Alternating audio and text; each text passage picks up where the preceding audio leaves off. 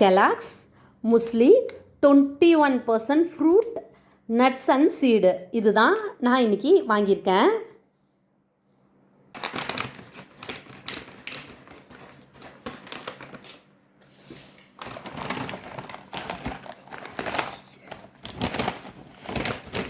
இப்போ நீங்கள் முஸ்லி இது எப்படி இருக்குன்னு பாருங்கள். இப்போ பாருங்கள் எப்படி இருக்குன்னு. இப்போ நான் இதில் கொட்டிட்டு காட்டுறேன் உங்களுக்கு.